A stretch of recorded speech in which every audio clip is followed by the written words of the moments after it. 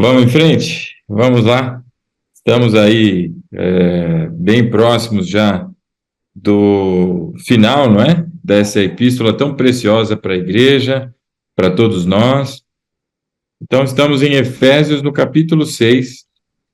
Temos estudado aqui esse texto, essa porção que fala da armadura de Deus. Na semana passada, falávamos sobre mais alguns elementos, não é?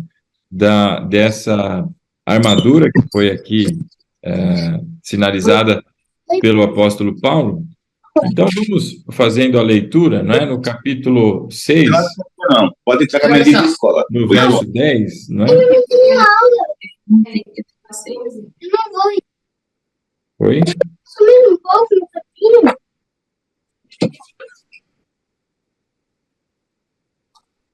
Assim. Então, no capítulo 6 do livro de Efésios, né, no verso 10 em diante, que é essa porção, o apóstolo Paulo diz assim, né? Finalmente, fortaleçam-se no Senhor e no seu forte poder. Vistam toda a armadura de Deus para poderem ficar firmes contra as ciladas do diabo, pois a nossa luta não é contra seres humanos, mas contra os poderes e autoridades, contra os dominadores deste mundo de trevas, contra as forças espirituais do mal nas regiões celestiais. Por isso, vistam toda a armadura de Deus, para que possam resistir no dia mau e permanecerem inabaláveis. E depois de terem feito tudo, não é? Permaneçam inabaláveis. Verso 14. Assim mantenham-se firmes, cingindo-se com o cinto da verdade, vestindo a couraça da justiça e tendo os pés calçados com a prontidão do evangelho da paz. E além disso, verso 16, usem o escudo da fé, com o qual vocês poderão apagar todas as setas inflamadas do maligno. Usem o capacete da salvação e a espada do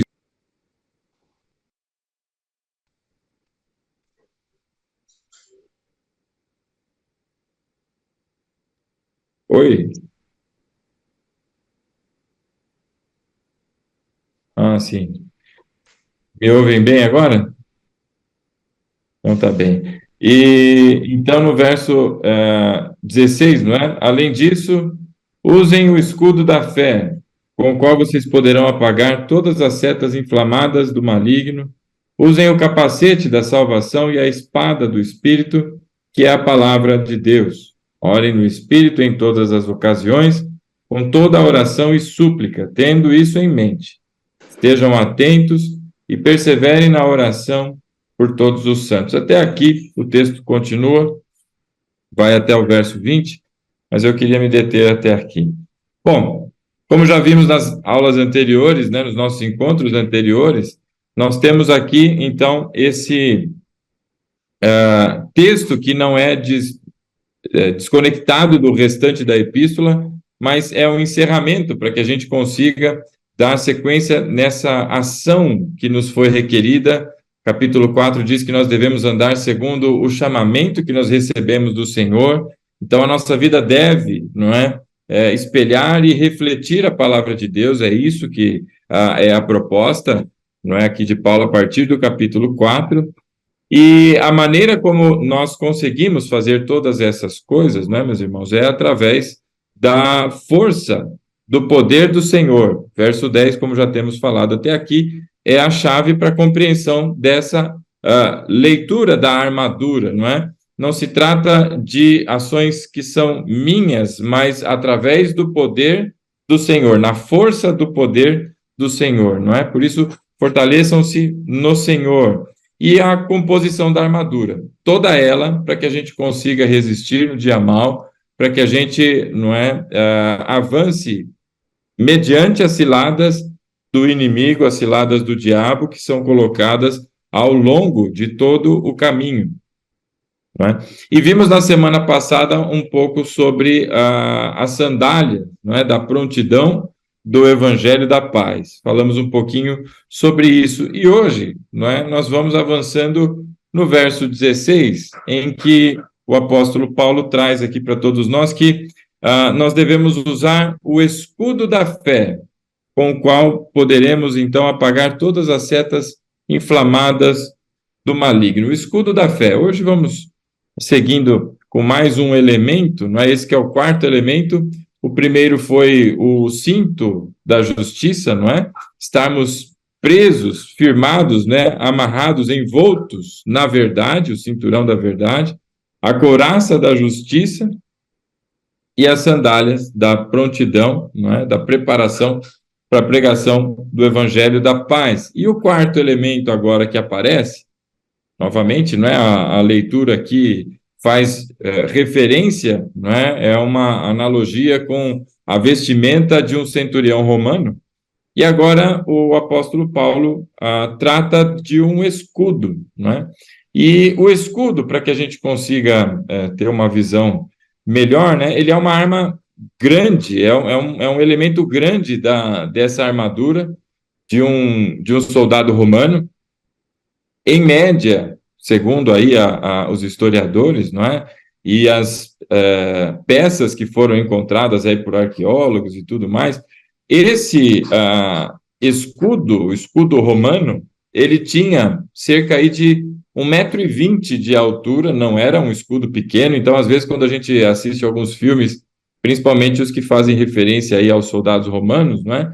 Aqueles escudos pequenininhos, em formato de bolinha e tudo mais, isso não é o que reflete aí a realidade da época dos soldados romanos, mas eram escudos altos, não é? Tinham em torno aí de 1,20 m por cerca de 80 centímetros de largura. E ele era ovalado, ele tinha uma circunferência de modo que fazia quase o contorno ali no soldado. Ele não era reto, chapado, não é? Mas ele fazia um contorninho, assim, ele tinha uma voltinha. Esse escudo, ele era produzido, não é? Na sua maior parte feito de madeira, uma madeira bastante resistente, e ela era apertada, como que prensada, essa madeira, para que ela ficasse mais densa pela pressão ali, não é? E muitos deles vinham, inclusive, com chapas de ferro na frente da madeira, para que você observe um pouquinho do peso.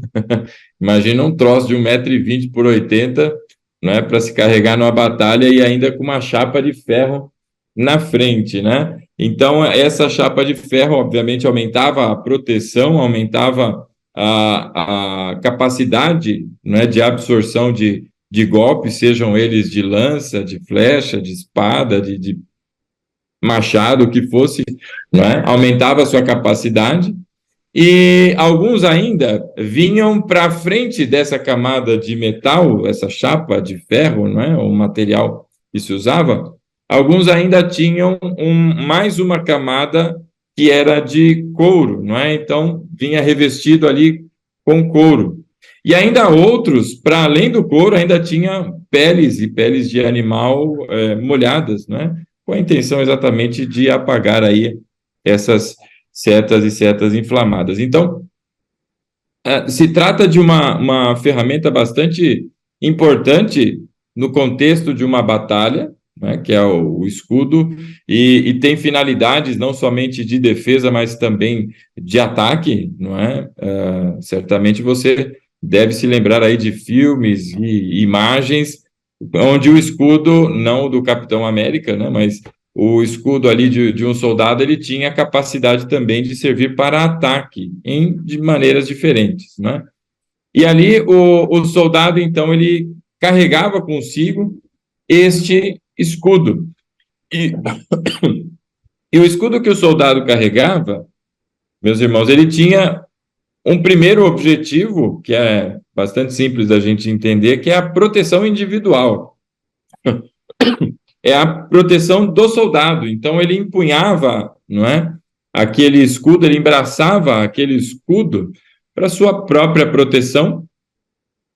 E ele também tinha uma outra finalidade, que era a proteção coletiva, não somente dele, mas dos demais soldados, não é? Então, diante de uma guerra, o soldado empunhava, no caso de um soldado destro, né? Com a sua mão esquerda, empunhava o seu escudo, um escudo razoavelmente grande e pesado, e na sua mão direita a sua espada, a arma de sua preferência, não é? Era assim que ele lutava. Então, trabalhando sempre na defesa e também no ataque com o escudo. Mas ele também servia para proteção e defesa do grupo, coletiva, não é? E você também certamente já deve ter visto aquela formação natural que se tinha do exército romano, não é?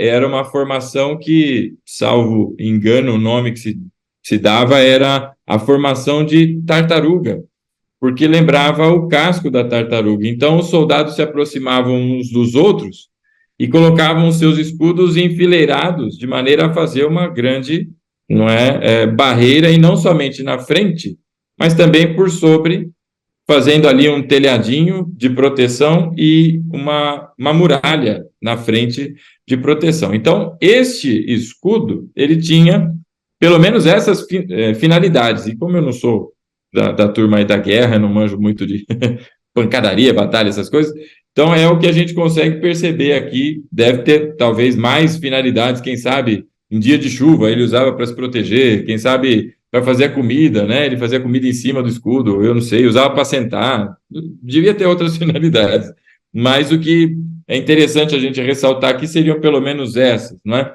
E aqui o apóstolo Paulo faz referência ao escudo, não é? E ele chama de escudo da fé. Então, ele atribui aí um elemento que é a fé associada a esse escudo. E, obviamente, entre os elementos, este é um dos que tem, na sua comparação, muito significado e muita semelhança com a proposta, não é? Do escudo da fé, para que exatamente sejam, não é, interceptados estes ataques que são sofridos aí pelo inimigo. Então, a partir desse versículo, não somente deste, mas deste aqui que nós estamos tratando hoje, verso 16, a primeira coisa que a gente já observa é que há um ataque sendo feito, não é?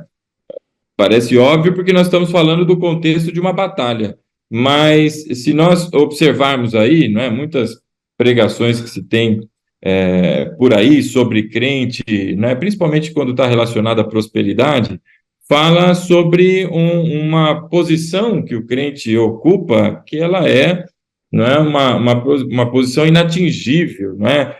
O crente não pega gripe, o crente não pega isso, não pega nada, quer dizer, o que nós vemos aqui, já a partir deste versículo, é que nós estamos sob ataque, e o que parece óbvio a partir do momento em que ele fala de uma armadura, significa batalha, mas nós estamos sob ataque, não é?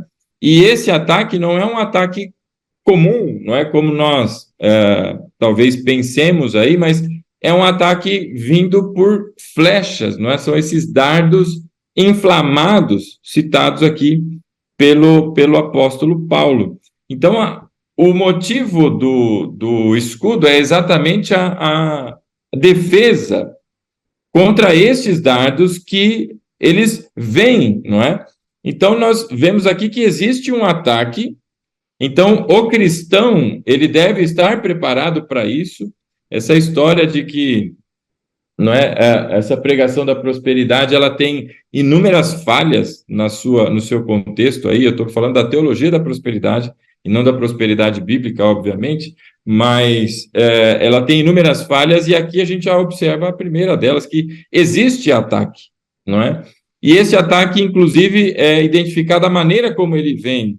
E eu acredito que há aqui, não é, a indicação do fato de ser ali um ataque por uma flecha, esse dardo inflamado, como vai citar aqui o apóstolo Paulo, por um motivo em especial, que este inimigo que vem contra todos nós, esse inimigo, ele também tem receio de se aproximar, e ele tem impeditivos de se aproximar. Então, quem usa flecha, não é?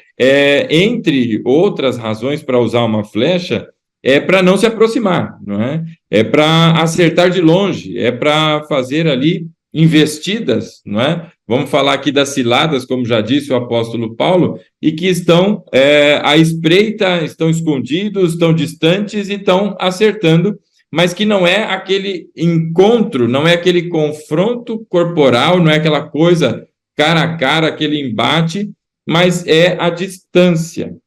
E aí nós vamos ver a Bíblia falando, não é, que o diabo, ele anda ao derredor, não é, como um leão, buscando a quem possa tragar, não é?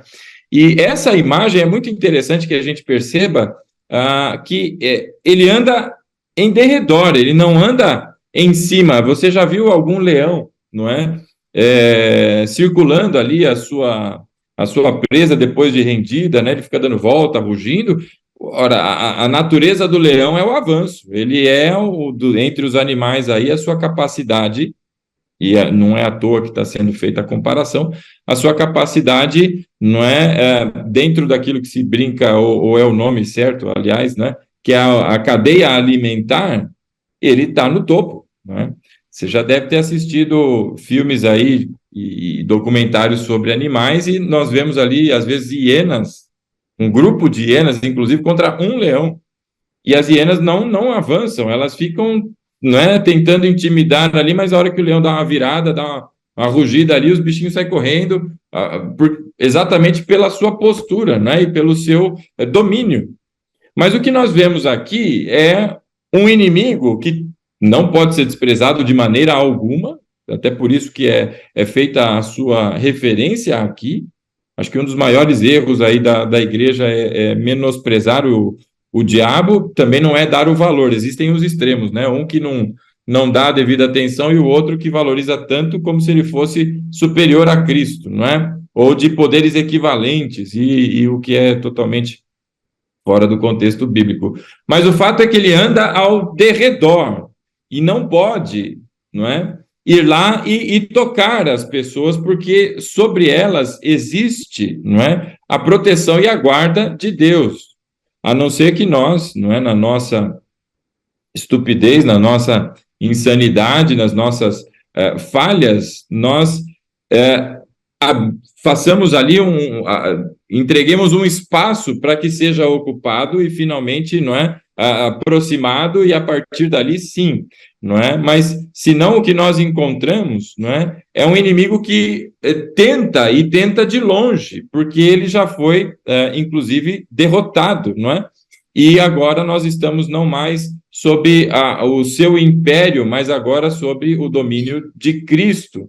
Então, isso é bastante importante que a gente entenda, meu irmão, porque e por isso eu fiz muita questão de, desde o início, comentar que nós não estamos tratando de batalha espiritual, tal qual doutrina que se propaga por aí, porque é um conjunto de coisas que tem que se observar em detalhes. Mas nós estamos olhando para um texto que fala sobre um ataque que vem, e esse ataque, ele não, pela descrição do texto que faz o apóstolo Paulo, ele não é um confronto ali, não é, de fronte, mas é um ataque que vem, não é, lançado, à distância, não é, não importa se é uma longa distância ou uma curta distância, mas não é aquele confronto corporal, exatamente porque o crente, ele tem, não é, a proteção do Senhor. É muito simples você perceber algo semelhante a isso, como o contexto da história de Jó, que muitos vão entender que aquilo é um conto, não é, das fábulas judaicas, outros vão dizer que aquilo lá é uma história ficciosa que está na Bíblia ali e tudo mais, mas nós que entendemos que a Bíblia, não é palavra inspirada, escrita pelo Espírito Santo, não é? O contexto de Jó não é um contexto ficcioso, mas algo que de fato aconteceu, e o início do texto de Jó narra exatamente o Senhor, o Rei de toda a glória, o Senhor do universo, convocando uma reunião celestial. Em todos os seres celestiais comparecem, porque quem convocou não fez um convite, foi uma convocação do Rei de toda a glória, e todos, não é, estão sujeitos à sua autoridade, inclusive o diabo. E aí vem a palavra, não é, dizendo que há um diálogo que acontece, e a pergunta que o Senhor faz ao diabo é o que ele estava fazendo. E ele estava fazendo o quê, meu irmão? Ele estava dando uma volta pela terra. Fazendo o quê? Estava passeando, estava de férias, estava curtindo lá as ilhas do Caimã, sei lá eu onde que ele estava. Não, ele estava lá buscando a quem ele pudesse tragar, né? É a ação, não é, contínua e em andamento do diabo. E aí vem a pergunta de Deus, ele percebeu ali o Jó, meu filho Jó, como diz ali o texto. Então, todas as ações que discorrem no texto de Jó e que acontecem na sua vida e que impactam todo o contexto dele, aquilo só acontece, não é, pela permissão que Deus dá. O texto é bastante claro, não é? E isso é muito interessante porque conflita com muita teologia que tem por aí, não é? E é interessante a gente perceber que a Bíblia ela tem partes que são muito agradáveis ao nosso ouvido, não é? Que falam de vitórias, falam de bênçãos, falam de como nós somos amados, mas a Bíblia também tem algumas partes que para muitos são amargas, não é? Como se fosse um café com chantilly, e as pessoas querem ficar só com o chantilly docinho, mas o amargo, que tem alguns textos, não querem. E aqui nós vemos um texto que para muitos é amargo, eu não sei por quê, porque Deus é soberano e sobre ele não tem ninguém. Ele é o Senhor de todas as coisas, não é? Então ali há uma ação do diabo, mas somente a partir do consentimento, não é, do Senhor. E com limitação. Você vai até um ponto. O diabo foi e se manifestou até um ponto. E esse ponto, quem pôs o limite, foi o Senhor. Já dizia Martinho Lutero, não é? Para quem gosta aí de história da igreja e textos aí dos reformadores e pré-reformadores, Martinho dizia que o diabo é o diabo de Deus. Em outras palavras, é como se fosse um cachorro acorrentado e que ele só avança até o limite da corrente e quem está segurando essa corrente é o Senhor. Não é? É essa a referência que Lutero faz acerca do diabo. Não é? E o que nós vemos aqui é exatamente isso. Então, bastante cuidado com... de um lado, tem aqueles que menosprezam totalmente o diabo. Aí vem aquela história que o diabo está debaixo dos nossos pés, que o diabo não tem força, o diabo não tem poder, e aqui ignora, não é, totalmente as ações. Se isso fosse para ser ignorado, não haveria um texto, meu irmão, como este aqui de Efésios, para que a gente se preparasse para as ciladas que ele promove contra as nossas vidas. E, por outro, tem aquele que superestima a atuação do diabo, não é? E a pregação tem maior ênfase no diabo, naquilo que ele pode fazer, do que no poder de Deus que nós estamos debaixo, inclusive, não é? Então, aqui nós vemos um avanço e um ataque do diabo à distância. E isso é exatamente porque ele não pode, não é? Vir diretamente, a não ser que pela parte de Deus haja, não é? Essa autorização, não é? Porque nós estamos debaixo da proteção. Todo aquele que está em Cristo está debaixo das asas do Senhor, não é? E isso também não quer dizer que não sofra ataques, não é? Exatamente o texto está dizendo aqui que tem o escudo para a defesa contra os ataques, mas nós estamos debaixo da proteção do Senhor. E estes ataques vêm por uma razão muito simples, pelo menos uma delas, né? É muito simples de entender, que é o elemento que nós acabamos de ver na semana passada, que são as sandálias da preparação do Evangelho. Como assim? Ora, enquanto o cinturão da verdade e a couraça da justiça me fazem ali um soldado, né? Me preparam para a batalha, essas sandálias agora me permitem avançar, e avançar neste meu caminhar, não só na minha vida de sair da morte e passar, não é, para a vida, mas agora no caminhar na missão que temos como igreja do anúncio, por isso a preparação do evangelho da paz, que promove a paz, não é? Então, agora, como nós estamos avançando na pregação, ou deveríamos estar na pregação do evangelho, nós agora recebemos contra-ataques que são vindos, não é, exatamente pelo avanço da pregação do evangelho, pelo avanço da igreja. Então, existem alguns motivos pelos quais o diabo ataca o cristão. Bom, o primeiro deles, que eu gostaria de destacar aqui, nós encontramos ali em Colossenses, não é? No capítulo 1, no verso 13. Pode abrir lá comigo, meu irmão? Vamos lá dar uma olhadinha? Colossenses 1, verso 13. Colossenses capítulo 1, verso 13, diz assim, não é? Verso 13. Pois ele nos resgatou do domínio das trevas e nos transportou para o reino do seu Filho amado, em quem temos a redenção, a saber, o perdão dos pecados.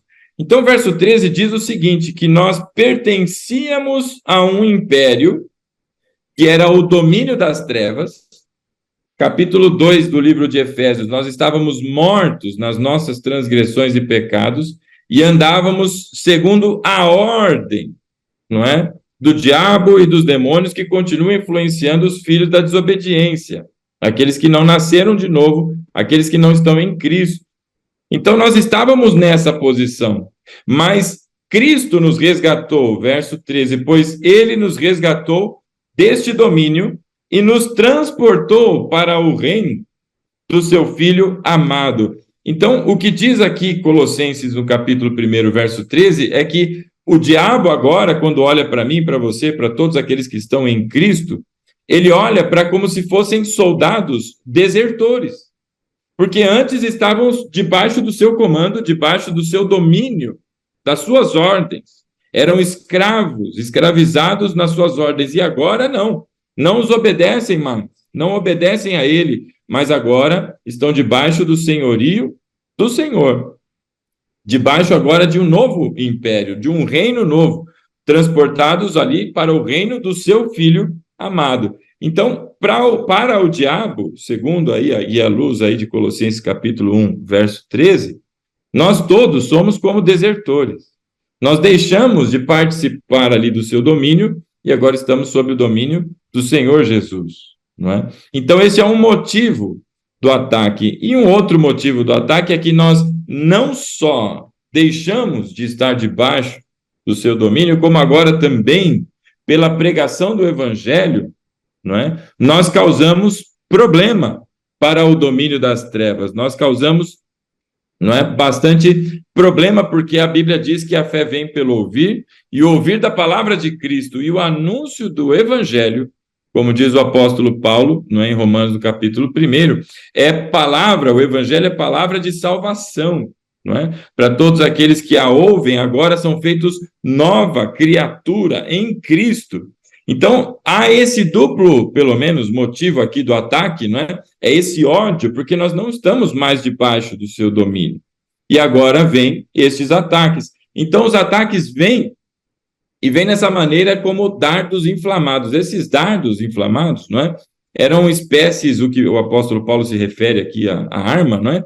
Eram espécies de flechas que na sua ponta tinham ali aquele betume, um tipo de óleo que era inflamável, e essas setas elas vinham acesas, ou seja, com fogo. E onde ela pegasse, o objetivo era atear fogo, não é? Não era só acertar com a flecha, mas era causar, não é? E incendiar o campo do inimigo. Então, as flechas inflamadas, elas tinham essa finalidade. Portanto, o escudo nos defende deste tipo de ataque, deste tipo de situação.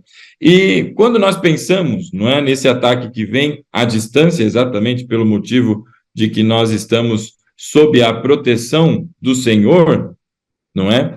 Se você observar o texto, não é, que trata aí do momento da chegada do Senhor Jesus, quando ele se aproxima, não é, no sábado, e vai ter ali aquele momento, aquela comunhão com Lázaro, com Simão e o leproso, não é, e todas aquelas pessoas, ele vai para um lugar onde ele já está sendo perseguido, ele já está sendo procurado, e pessoas tinham, inclusive, recompensas se dessem informações do paradeiro e que localizassem o Senhor Jesus. Mas ele avança, ele entra em Jerusalém, ele entra no covil, ele entra no lugar onde estão todos os que procuram, ele passa todos aqueles dias e com ele nada acontece senão até que chegue a hora, porque é o Senhor quem guarda. E assim é comigo e assim é com você, meu irmão. É essa a palavra de Deus para todos nós. O que nós temos hoje é um apanhado aí de crenças distorcidas, não é? E que vem tentando mostrar um contexto diferente. Muito cuidado com isso, porque existem aí os dogmas, não é, que estão lançados no meio da igreja. Nós não seguimos, não é outra coisa senão a Bíblia. Se estes tais dogmas não refletem o texto sagrado, meus irmãos, isso é anátema, tá? Então, cuidado para nem superestimar e nem subestimar o poder e a atuação do diabo. E diante disso, são lançados, então, esses dardos, né? E há pelo menos 3 motivos, não é? Ou características que seriam esses dardos inflamados, não é? E o primeiro deles, que eu gostaria de destacar, é que o diabo ele perdeu o papel do acusador, não é? A Bíblia diz que ele é o acusador, é aquele que vai ao tribunal do Senhor e aponta o dedo, dizendo, olha, fulano fez não sei o quê, olha não sei o quê, e tudo mais, etc., como ele tentou fazer com Jó, quando Deus, no texto que fala sobre Jó, né, pergunta para ele sobre Jó, e ele diz, olha, ele é assim porque o Senhor enche ele de bênçãos, porque ele é uma pessoa, não é, que tem o seu favor. Agora, tira o favor para você ver se ele não roga praga, né? E assim vai. Ou seja, é o papel do acusador, mas a palavra diz que ele foi vencido na cruz, meu irmão. A obra da cruz, ela é suficiente, Cristo é vitorioso, e ao ser vencido na cruz, o diabo perde o papel do acusador. Preste bastante atenção nisso, porque continuam sendo ditas, não é, questões de que o diabo vai até o trono de Deus e nos acusa. Meu irmão, precisa ler Bíblia, porque isto não é bíblico. Já deixou de ser. E onde nós encontramos essa informação? Ora, Romanos capítulo 8. Vamos para lá, para a gente dar uma olhada no texto lá em Romanos, no capítulo 8. Ainda que ele vá e tente fazer acusação, não é? A sua acusação é nula. E nós vamos ver aqui no capítulo 8 essa questão. A partir ali do verso 31, bom, você deve conhecer o texto de Romanos no capítulo 8. Capítulo 8, o apóstolo Paulo acabou de falar no 7, que ele tem uma força que age dentro dele, que é maior do que a sua compreensão, que é maior que a sua vontade. Ele diz, olha, o mal que eu não quero fazer, esse eu faço, o bem que eu quero, esse eu não faço. E aí ele fecha o capítulo dizendo, olha, quem me livrará do corpo dessa morte? Em seguida ele diz, graças a Deus por Jesus Cristo, que me livra do corpo dessa morte. E aí o capítulo 8 é o ensinamento, porque a gente não para na dificuldade que a carne tem. Mas o capítulo 8 é a revelação que pelo Espírito, se andarmos no Espírito, a gente deixa de seguir, não é, a concupiscência da carne, a corrupção da carne. Então o capítulo 8, ele mostra para a gente, a partir ali do verso 31, a seguinte pergunta: o que diremos, pois, diante dessas coisas? Se Deus é por nós, quem será contra nós? E quando a pergunta vem quem, não é só pessoas, não é só poderes, não são só autoridades, mas são seres, tudo debaixo da criação. Quem pode, não é? Ir contra nós se Deus é por nós? Verso 32, aquele que não poupou o seu filho, mas o entregou por todos nós, como não nos dará com ele e de graça todas as coisas? Verso 33, quem fará alguma acusação contra os escolhidos de Deus? É a pergunta do apóstolo Paulo. Aí vai vir levantar não é, desses dogmas aí, dessas pessoas que não fizeram ali a completa interpretação do texto bíblico, vai levantar, é o diabo, pastor. É o diabo que vai lá e vai acusar contra o Senhor no tribunal de Deus. O apóstolo Paulo responde, né? Quem fará alguma acusação contra os escolhidos de Deus? Porque é Deus quem os justifica. Foi Deus quem justificou em Cristo. E o que quer dizer justificar? Ora, é pagar pelo delito. E ele continua, quem condenará? Porque foi pago, e ele explica o pagamento. Foi Cristo Jesus que morreu e mais, ressuscitou, está à direita de Deus e também intercede por nós. E ele continua, o texto que você certamente conhece, né? Quem nos separará do amor de Cristo? Nem mesmo você é capaz de separar-se, não é, do amor de Cristo, que é sobre todo aquele que, não é, nasceu de novo. Então, a pergunta que o apóstolo Paulo faz é: quem é capaz de acusar? Porque toda a sentença que era contrária foi anulada. E por que foi anulada? Porque foi paga. Foi paga. Não se cobra duas vezes a mesma coisa, porque Deus é justo. Por isso, 1 de João vai dizer, não é? Que Deus é fiel e justo. Não é fiel e outra coisa, senão justo. Fiel e justo para nos perdoar de todos os pecados. Por que justo? Fiel à sua palavra. Porque todo o salário do pecado é a morte. E ele é justo para perdoar. Por que ele é justo para perdoar? Porque já foi pago, irmão. Foi pago em Cristo. Então, agora, quem tentará acusação contra o escolhido de Deus? Ninguém. Quem vence o Senhor aqui? Quem vai acusar qualquer um de nós aqui? Porque quem nos justifica é Deus em Cristo. Então, já foi pago. E porque o diabo agora não tem mais sobre os que estão em Cristo esse poder da acusação, ainda que ele se levante ou tente, é fracassado, porque sobre nós está o sangue de Cristo. É importante que você entenda essas coisas para refutar doutrinas que são antibíblicas, tá, irmão? Agora, o diabo, ele não tenta mais contra o Senhor, porque ele sabe que não consegue. Você deve se lembrar de Balaão, né? O profeta, o falso profeta Balaão, que é citado, inclusive, em Apocalipse. E ali na citação, o rei inimigo procura por ele para ajudá-lo a tentar derrotar o povo de Israel. E ele diz: roga praga contra esse povo. E aí o profeta, o falso profeta, ele diz: não adianta, eu vou rogar praga. Eles são o povo de Deus, meu amigo. Não dá.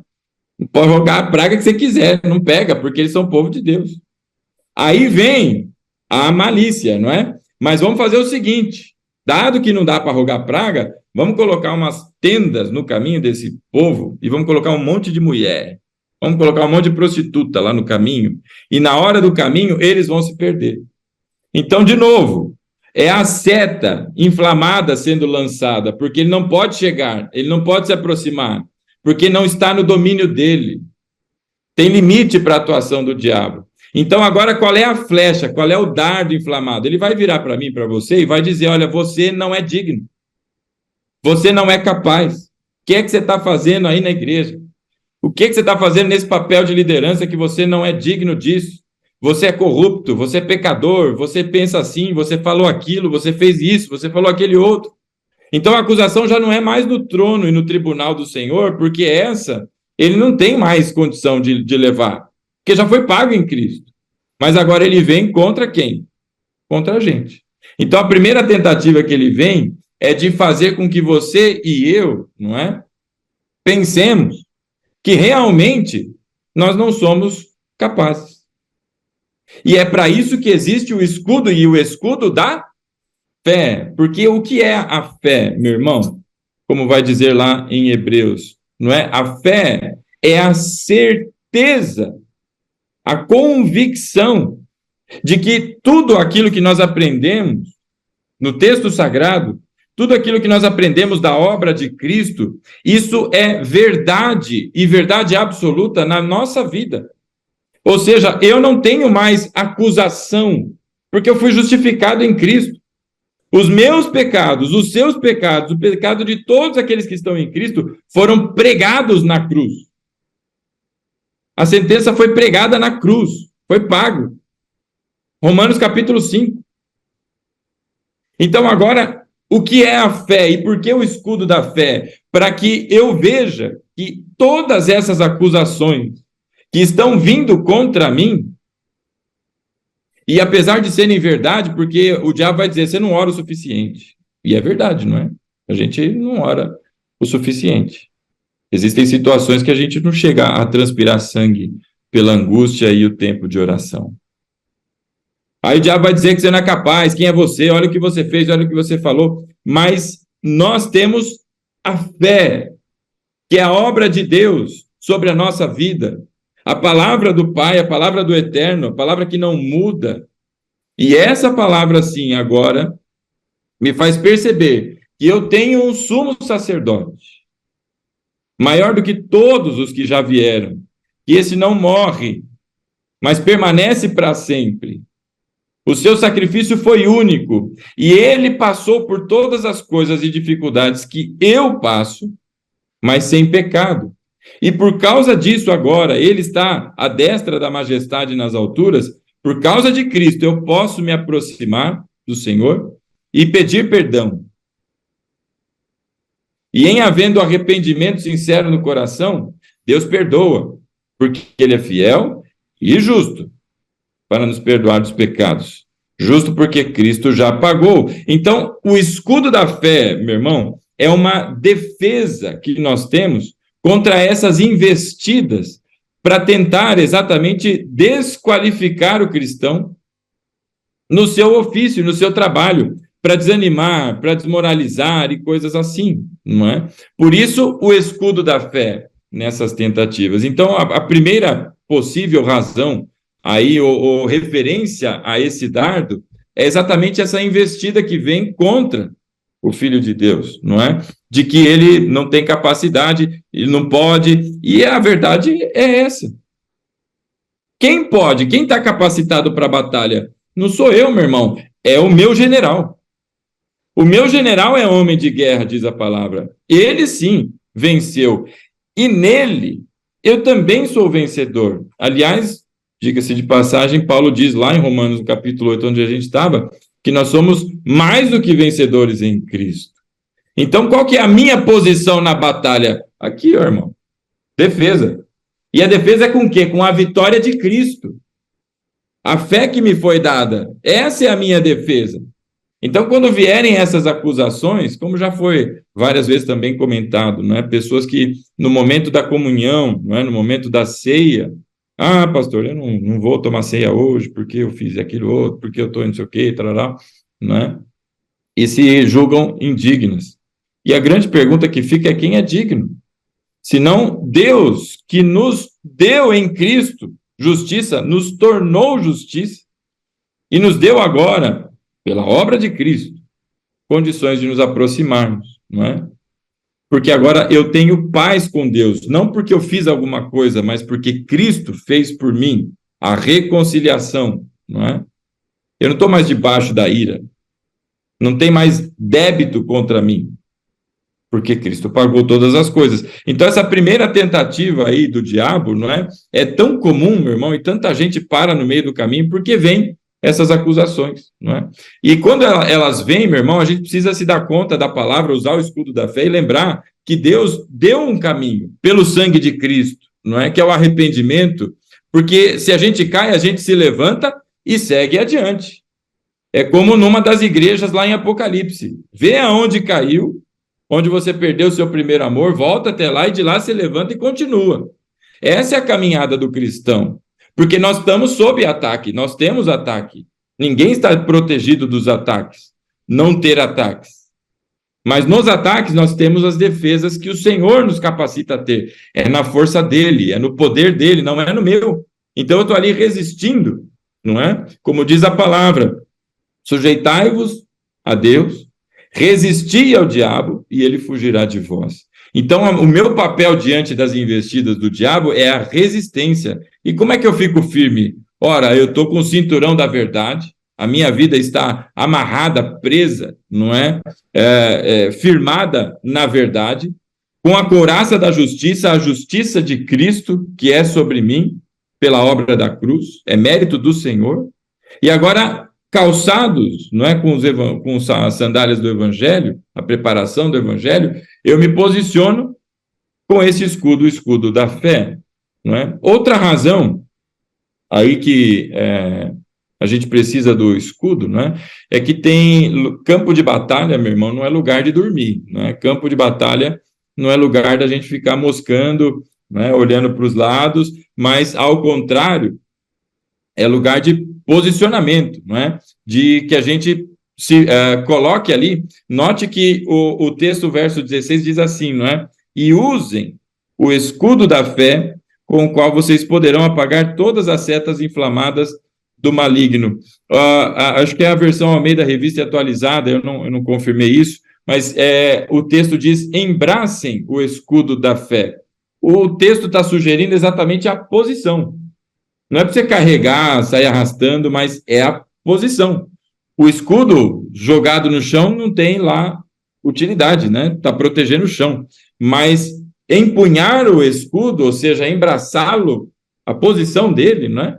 É a posição que a gente deve ter. Então, tem muita gente que está descansando.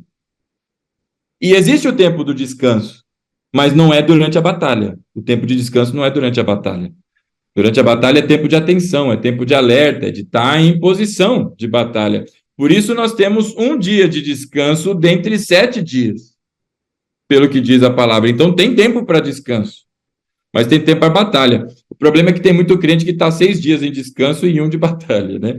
E aí é onde dá aquela baixada de guarda, e aí deu ruim. Então, a outra tentativa dessas setas é de atingir os desavisados, os que estão perdidos, os que estão ali descansando fora de tempo, não é? Tentando ali ter esse momento de tranquilidade, de férias, não é? Enquanto está no meio da batalha. E o terceiro motivo, eu acho que esse é um dos mais preocupantes, no meu ponto de vista, pelo menos aqui, e não estou aqui exaustivamente passando pelos motivos, mas estou dando algumas referências para a gente refletir, não é?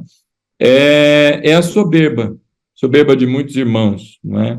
Soberba de achar que é superior, não é? Achar que é melhor que outros irmãos e tudo mais. Então, essas setas vêm exatamente para que, não é, entre o contexto da igreja, a pessoa se sinta superior. E eu acho que esse é um dos aspectos mais diabólicos aí que possam, não é, se manifestar na vida das pessoas, porque o diabo é exatamente aquele que tentou ser o maioral, ser acima, não é, dos demais, acima de Deus, que se equiparar a Deus, pelo menos é o que os textos lá em Isaías e Ezequiel demonstram, não é? Das referências que fazem ali a sua queda. Então, quando alguém se coloca como superior, entende que é maior, que ele não precisa, não é, se preocupar tanto com isso, porque ele é muito forte, ele é muito bom, ele é muito... É a soberba, não é? De se achar numa posição muito confortável que não tem que prestar atenção, não é? E aí, a partir disso, vem também os ataques. Então, as investidas que vêm contra a todos, não é? Todos nós, aí vem aquela tentativa de convencer de que a gente, como já tratamos algumas vezes, aqueles que dizem: olha, graças a Deus que eu estou nessa igreja, porque se não fosse eu, meu Deus do céu, o que seria dessa igreja, né? A gente se esquece que é o Senhor quem faz todas as coisas, e algumas vezes a gente fica, não é, realmente tentado a achar que a gente tem alguma coisa que seja superior aos irmãos, né? Então, muito cuidado com essas questões. Então, são ali esses dardos inflamados que vêm exatamente para agredir, não é? Para ferir e tentar derrubar esses soldados que estão avançando com as sandálias do Evangelho, ou deveriam estar avançando na pregação do Evangelho. Então, o escudo da fé, não é, da palavra, ele vem exatamente para essa defesa. E o couro que tinha no escudo, né, essa madeira, aquela chapa de ferro e o couro estava lá, não era para ornamentar só, porque eram bonitos alguns escudos, principalmente dos generais, os homens de alta patente no exército, não é? Eram todos cheios de desenhos ali, todo ornamentado, bonito. E quando aquele couro era atingido com uma flecha que estava ali, não é, em chamas, o couro ele tinha exatamente a função, não é, de apagar, não é, esse fogo e não pegar o fogo no escudo como um todo, não é? Ele era feito de madeira, então essa camada de couro ela tinha a intenção da proteção. O couro, um couro de verdade, né? Ele não pega fogo com essa facilidade. Então a intenção ali do couro era exatamente essa, né? Então o escudo ele está ali para proteção diante dessas investidas que vêm, não é, e surgem do diabo, e elas são constantes, não são só ciladas, mas são ataques ou contra-ataques, porque a igreja está avançando. Se você parar e pensar na sua própria vida, você vai ver momentos, não é? Pode perceber momentos em que as coisas parecem todas muito calmas, está tudo muito tranquilo, parece que alguém levantou a bandeirinha branca ali, mas quando você se levanta para trabalhar na obra, quando você se levanta para o seu ministério, quando não é, você é convocado para exercer ali o seu ofício que o Senhor separou para você, parece que alguma coisa aconteceu, não é? E de repente começou a dar problema aqui, problema lá, e surgem coisas aqui. São os contra-ataques, não é, que são levantados. Então, o escudo, ele vem exatamente para essa ação da proteção contra essas investidas, não é? Que o inferno se levanta, mas ele se levanta, não é, de maneira infeliz, porque diz a palavra que as portas do inferno não serão capazes de deter o avanço da igreja. Então, nessas tentativas, não é, nós estamos protegidos pela fé. Então, dentro desse contexto, nós conseguimos ver aí a intenção, por isso muito apropriada aí a comparação da fé com o escudo, não é? E aí o risco também, meu irmão, da pessoa confiar na fé e esquecer que não é a fé, mas é Cristo. A fé é o instrumento, porque quem nos protege, quem nos guarda, quem nos livra, não é? É o Senhor pelo seu poder. Mas a fé é um instrumento. Tem muitos que creem, não é, que se fizerem determinadas coisas, não é? Como, por exemplo, o jejum, como, por exemplo, a oração e tudo mais, ele é livrado, ele é curado, ele é sarado, não porque Deus fez, mas porque ele orou, entende? É porque ele se levantou, ainda bem que ele foi lá e orou e tudo mais. Então tem o risco aí da pessoa, não é, apontar e depositar a fé na coisa errada. Não é na fé, não é? A fé é a manifestação do Senhor na nossa vida. Então, é mérito sempre de Cristo. E aí nós falamos, meus irmãos, e com isso já me aproximo aqui do final, nós falamos que o escudo do soldado romano, ele tinha ali a intenção da proteção individual, mas não só a proteção individual, mas também a proteção coletiva. Não é? Então, a maneira como a igreja se protege, ela resiste, não é? Ela permanece, não é? É quando, de maneira unida, os irmãos, e aí a cena de um grupo aí de militares aí romanos próximos uns aos outros e posicionando seus escudos é muito adequada para a gente entender, não é? As defesas da igreja na fé, não é? Se posicionando.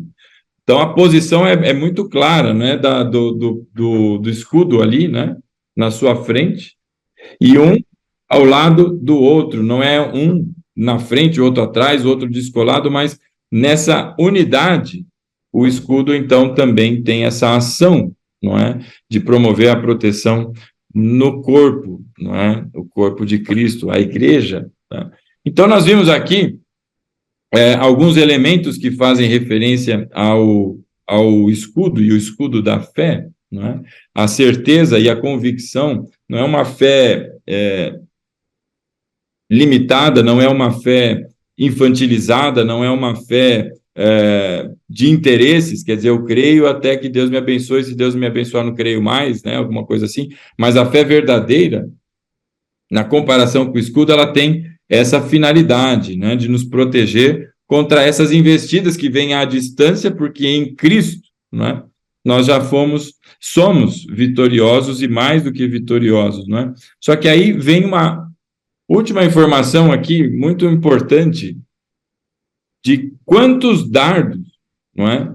A fé é capaz de nos proteger, não é? Quantos dardos inflamados a fé é capaz de proteger? Talvez alguém possa pensar aí num escudo de alguém que se protegeu de uma chuva de flechas, não é? E aí quando ele se levanta tem lá umas 500 flechas espetadas ali no escudo dele, parece que a próxima que vier vai fragilizar aquele escudo, né? E aí vem o Espírito, através do apóstolo Paulo, e nos diz exatamente essa quantidade. Nós vemos aqui no verso 16, ele diz, além disso, usem o escudo da fé com o qual vocês poderão apagar todas as setas inflamadas do maligno. Então, essas setas têm uma origem ao maligno, e quantas flechas inflamadas, não é? Esse escudo, o escudo da fé é capaz, não é, de deter. A Bíblia diz todas. Então, a arma que Deus deu, ela não tem limitações humanas, mas ela é baseada na força do seu poder. Verso 10, ele diz assim, fortaleçam-se no Senhor e no seu forte poder.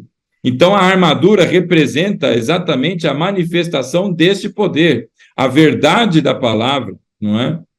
A justiça de Cristo sobre nós, o evangelho que nos tirou da morte e nos trouxe para a vida, e a fé, não é, na obra de Cristo, a fé em Cristo, que nos protege agora de todas, não são de algumas, não é de só as menores, as maiores ela nos segura, mas a palavra diz que todas as setas do inimigo. Então, há necessidade da atenção, não é? Por isso ele diz ali no verso de número 18, orem no Espírito em todas as ocasiões, com toda oração e súplica, tendo isso em mente, e estejam atentos e perseverem na oração por todos os santos. Então vem o pedido da atenção, a lembrança da atenção, para não descansar ou começar a descansar, não é?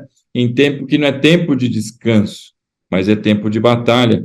Por isso, essa arma que Deus nos deu, ela é muito importante para a nossa defesa pessoal, não é? A fé, para nos livrar aí desses pensamentos, não é? E sensações que vêm quando nós, infelizmente, cometemos, não é? Pisamos no tomate, mas lembrando que em Cristo nós temos o perdão, não é? Quando há arrependimento de coração, não é? Isso é obra de Cristo, é mérito do Senhor, e agora, diante destes fatos, não é? A fé é que nos sustenta contra os ataques, ou diante dos contra-ataques, quando nós seguimos em frente, não é? A fé que protege contra esses ataques. Então, vimos aqui alguns elementos: o cinturão da verdade, a couraça da justiça, as sandálias do evangelho, da paz, e agora o escudo da fé. E eu estou me detendo ao texto, tá, meu irmão? Mais uma vez é importante destacar isso. Existem as doutrinas aí de batalha espiritual, eu não estou me atentando para essas doutrinas, para essas informações, mas tão somente ao texto aqui de Efésios, não é? Então, diante disso, vem o elemento do escudo. O próximo que nós vamos ver aí é o capacete da salvação. É interessante a informação do capacete, porque se já tem o escudo, por que eu preciso de proteção na cabeça, né? Lembra que ele está olhando para o centurião romano. Se o escudo tem 1,20 m e 80, então ele protege mais ou menos, num homem de uma estatura aí mediana que a gente conhece, dos joelhos até mais ou menos o queixo. E a cabeça vai ficar desprotegida? Não, aí tem o capacete, né? E aí vem o próximo elemento, que é o capacete da salvação, e a espada do Espírito, que é a palavra de Deus. E aí na próxima semana, se assim Deus permitir, não é? E até lá vivermos pela graça, estudaremos estes próximos elementos aí dessa armadura. Amém, meus irmãos?